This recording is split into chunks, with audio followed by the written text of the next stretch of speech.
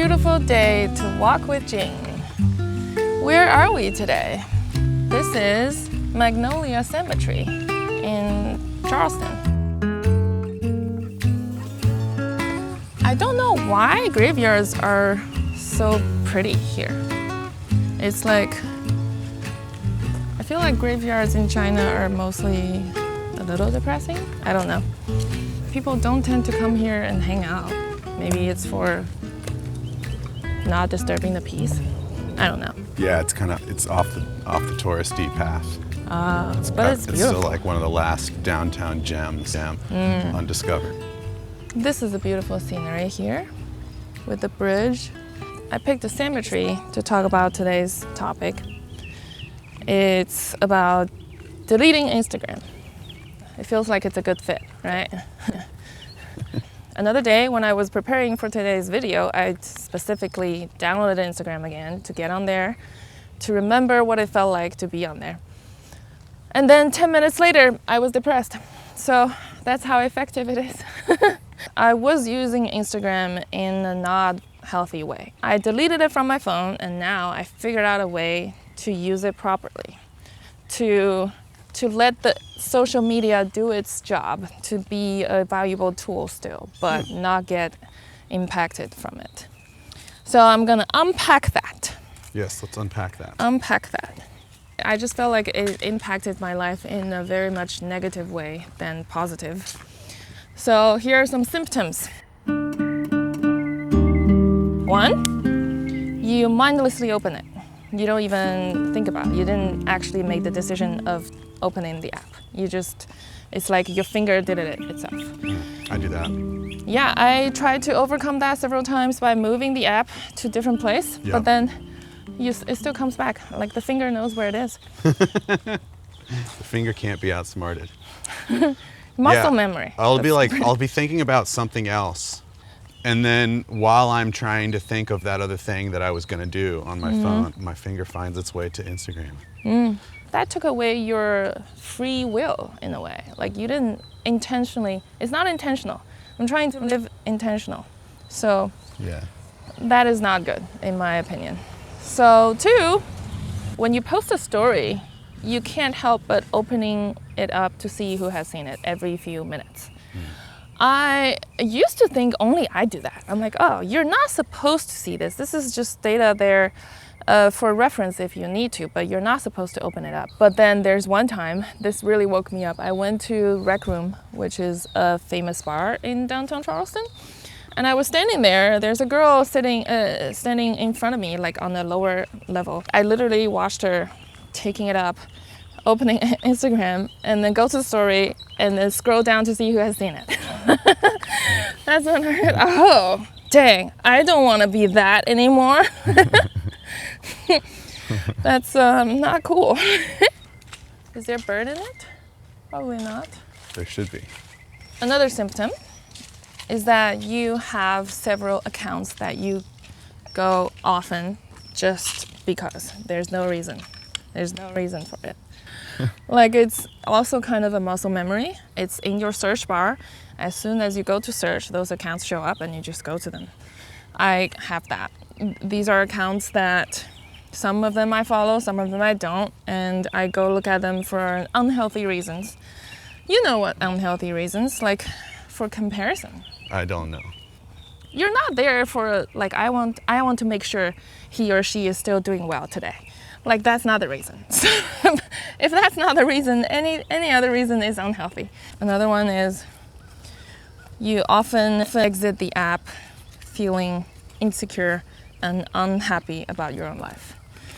And that happens to me sometimes. It has a very negative impact on my life. My whole day's motivation is severely decreased. I feel like now when I log on to Instagram, I never even see any of my friends' content. There's been a few times where I've, purged. It hurt, but I dropped all the meme accounts and dropped everything that was not either a good friend or a source of creative inspiration for me. And somehow I still, it's more of creative intimidation than inspiration. It makes you feel insecure about yourself? Yeah, it does. And I never see any of my friends' stuff anymore, I feel like. Like the suggested posts are out of control. Yeah, I think Instagram as an app, they're improving their algorithm to keep your attention for longer, but that's not good attention. It's you're willingly given attention. They robbed it from you, kind of. Like, look at this, look at this, look at this. You didn't like, I want to look at this. It's not like that. That's why I hate it. So when you talked about you don't see your friends, you're interacting with your friends as your online presence and your friends too. So it's really your online presence is interacting with your friends' online presence. So it's not real. There's a filter, there's a barrier there. It's not the most authentic. We know friends that they are very different in real life than on Instagram. The way they talk, the way their life seems to be. There's nothing wrong with it. Some people choose to focus on a certain aspect of their life to present on the internet, but it's not real. But to me, authentic and real is the most important. And especially with friends. If you're not even interacting with them in that way, then what's the point?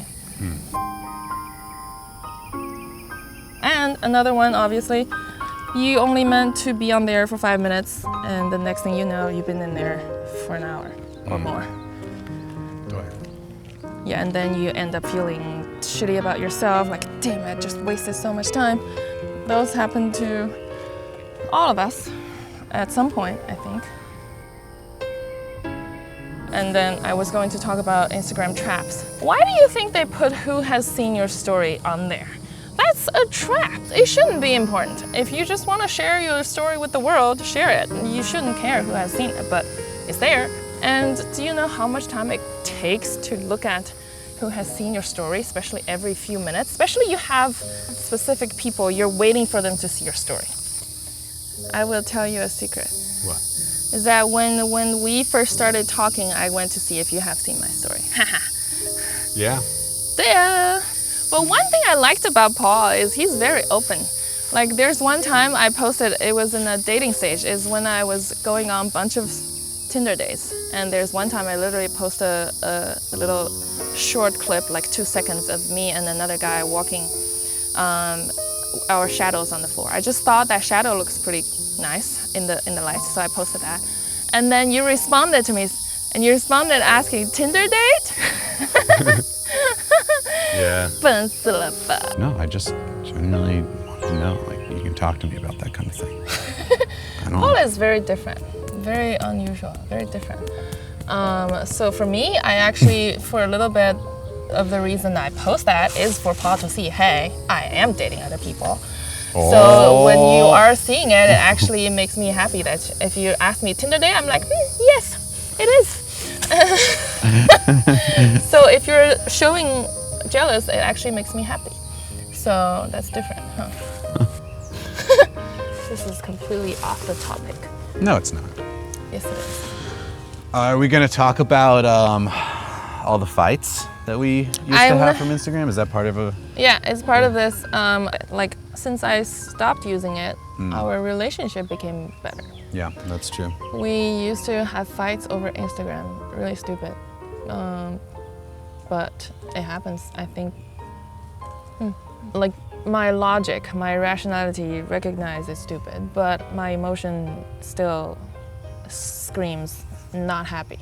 So it's just information. That's what information does. When information is not intended for you to have, it pokes emotions you don't have to have. You don't have to have. Also, I believe that's also why humans are made forgetful. You remember there's an episode in Dr. House that there's a woman, she just can remember everything from her childhood, everything clearly. That's kind of like a condition for her. She remembers everything. And so she can never have friends because she remembers those little things that her friends did to her a long time ago, and she can't forget, so she can never forgive them. Wow. Yeah, so I think humans are meant to be forgetful for a reason. And same thing in Black Mirror, like the episode when you record everything. Yeah, the entire history of you. Yeah, that's not meant to be for humans. So Instagram is kind of the same way. You post something long time ago, but it's there. It's for people to see. And then when they see something they don't like, they get pissed. I used to enjoy that about Instagram, like the sort of archival. I could scroll back 5 years and see some old memories that I'd maybe forgotten about, like going out on a picnic or something like that. But it definitely got me in trouble a few times with you too. Picnic? Well, just like I wouldn't, when I left my last relationship, I didn't go and delete all of the pictures of my ex or anything. I don't believe in that. By the way, that's a cultural difference thing, I believe. In China, that's definitely normal practice to delete all your ex's photos on social media, like when you break up. That's kind of announcing to the world you're single, or making a clean start for your next person. Yeah, I kind of am in the camp that every relationship that you've had, and we've talked about this before, every relationship you've ever been in has grown you as a person in some way. You learn things about yourself, you learn things about other people, you learn things about the world. So even That's if what I said. that relationship... That's what I said in my last video. He's stealing my words. You said it from me. No. Yeah, you just... I'm the relationship coach, okay? I told you all of this. You don't have new information for me on this subject. Okay.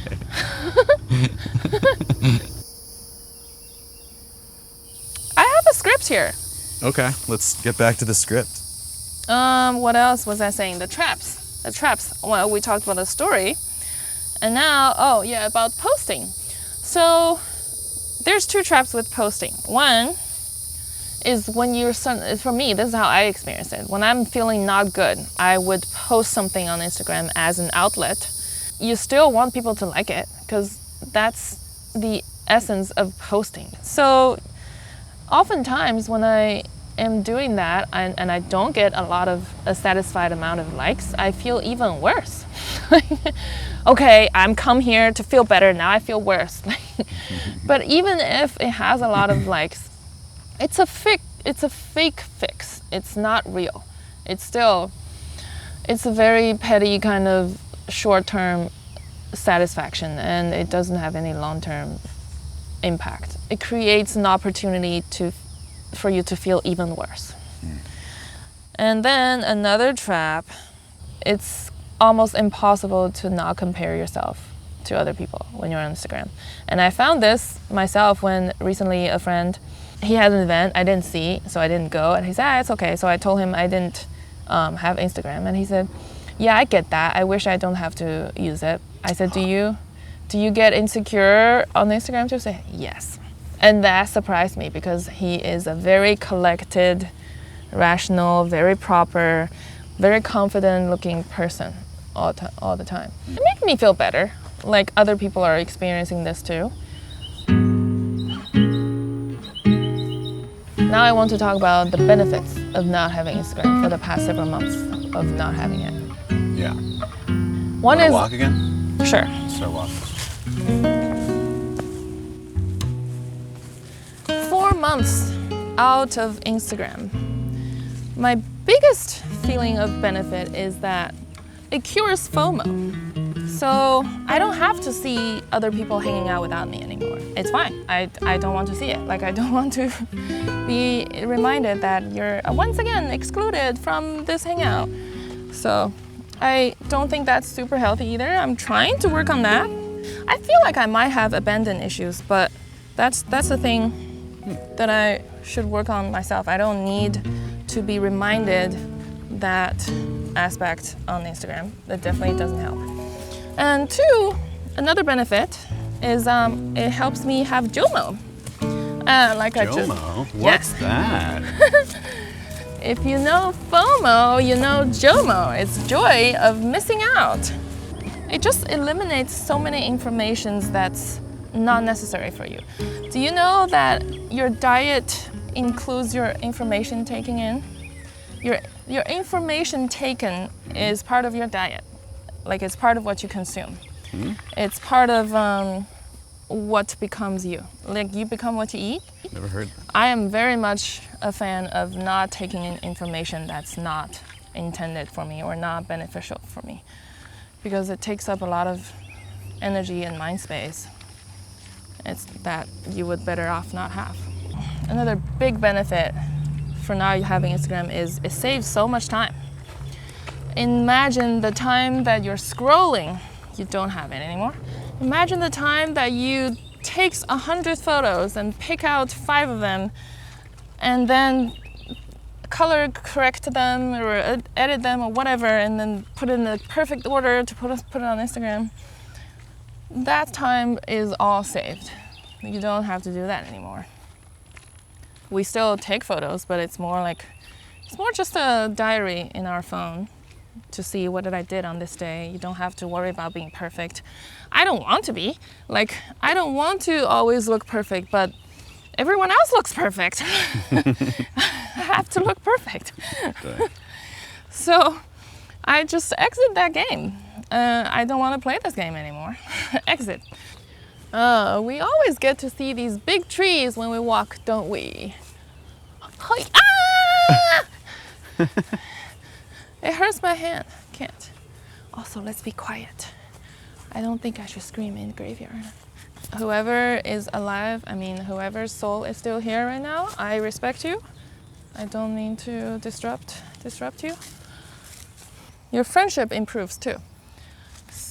Because all the people you're still in touch with after not having Instagram are your true friends. From that one time that I went back on Instagram again to see how I felt, I saw so many people that I only know a little bit. I can see what they're up to. I just realized months without that kind of information didn't do me any harm.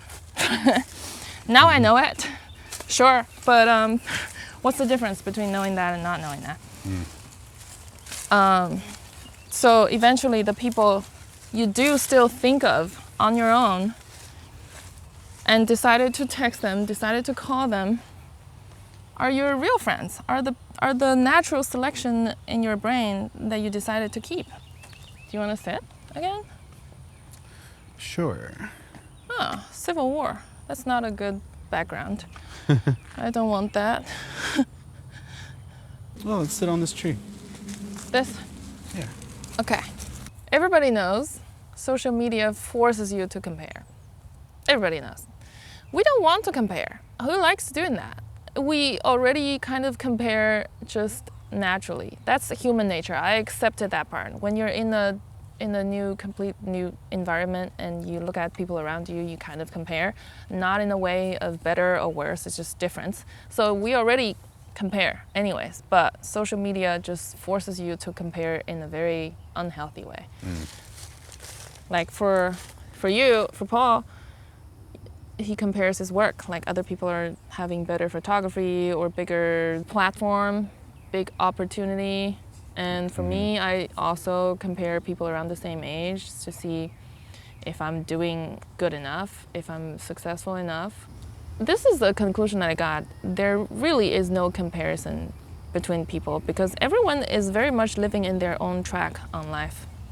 All the people we meet in this life just happen to be in the same spot at the same time. And your life story, your history, your things that you experienced in the past are very much your own, and it's not. Sometimes some people started in a good spot and then they can still go into a different spot. Like everyone's experience is very unique. It's really not comparable. Like I sometimes regret not starting YouTube 10 years ago, but I didn't have that kind of knowledge back then to know this is something I can do. So, and I now sometimes feel jealous of people who was that content creation at such a young age. But to me, when I grew up, when I was in college, everything I know is to get good grades and do homework. We didn't even have social media when I grew up. It's different. So there's really no comparison. You can only compare to yourself. It's forcing you to take this information. Like, look, this is a girl the same age with you. She's so much more successful and she's skinnier or whatever, and she has more money, she has a better boyfriend. Oh. Her boyfriend is taller. Nice save. But it's also very easy to forget that people post their highlights on Instagram, on social media. And you can't compare other people's highlights to your daily norm. But it's very easy to forget that. Yeah, it's very easy to forget. Yeah, you can very selectively curate what your life looks like. Mm-hmm. And that's why you get people, like you mentioned earlier, who act completely differently in real life, or even just have a completely different life than what they put up on Instagram. Yeah. And that is influencer syndrome. Yeah, I literally have a friend told me, hey, I just found out this other girl's Instagram. It's someone that we both know.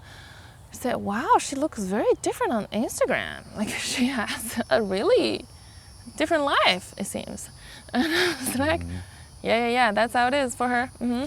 Yeah. And but that girl in real life is pretty lovely. We love hanging out with her, but it's just that image she curated for herself online is different. Yeah, or we know people who cook entire meals, beautiful, delicious looking meals for themselves on Instagram, and then they just throw it away. That's a lot of entropy. This is something I want to do a different video on about my life value system, this concept of entropy. Anything that creates more entropy is bad for me, is a no-no. Everything that goes to the other direction of entropy is good. So that's my life model. I will talk about that in another video. But yeah, in general, chaos, waste is entropy. So to me, being authentic, being real is the most important thing. And Instagram, some users, the way they use it, if for someone like me, I used to believe everything people post on their Instagram. I never doubted they're not telling the truth. And then people say, oh, this is not real. Like, what? Why would people do that? To conclude, the best way to use Instagram is just don't become a slave of it. You get on it when you want to, when you have a real reason, when you're looking for specific information. But you don't just get on there and then let the algorithm take you away from your daily life. Only use the web version if you have to, because when it's on your phone, it's really easy to start scrolling. Yeah, also the web version, there's a lot of features that are omitted. There's no ads, for example. Oh. At least at the time right now of making this video. And there are no like suggested posts. Yeah, some people have to have it. Like a lot like of your artists, photographer's friend earlier who said, oh, I wish I didn't have to use it, but I do. I'm the same, but I'm the same way. He's a musician, but yeah. When you have to promote for yourself, you know what you can do? I'm thinking you can schedule a specific time for Instagramming. So you get on there, post the things you need to do if you're someone who needs to promote your work. And then you interact with some people, because that's important too. You go to their page, interact to see what they're up to. So just make every process very intentional. That's the keywords here. The way to defeat being slaved by it is to make it intentional. It's your own choice. I think that wraps up today's walk. We talked about Instagram. This is something I wanted to talk for a long time. I used to not have Instagram for a whole year. And then I went back on it and I fell right back into all these traps. And then I deleted it from my phone again and it worked. So I have experienced both sides very well. And this is my advice. Now I get on there once in a while when I need to search for a specific tattoo artist or for specific informations. And for other times, I keep off of it. And so I believe this is affecting a lot of people, like Hannah was saying. She does it too. Mm-hmm. It's not good. If you're feeling like your life could be better without all those time wasted on it or the negative emotions that it brings you, then it's good to try not have it. Cool. I think that's it. Again, this is our beautiful...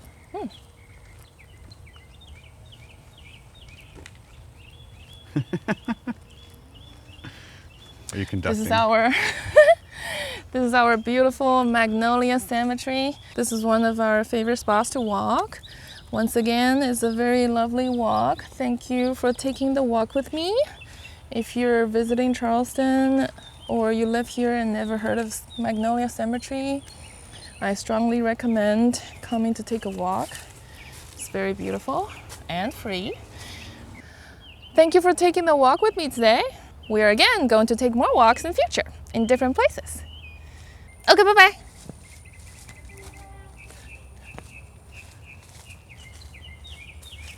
And subscribe.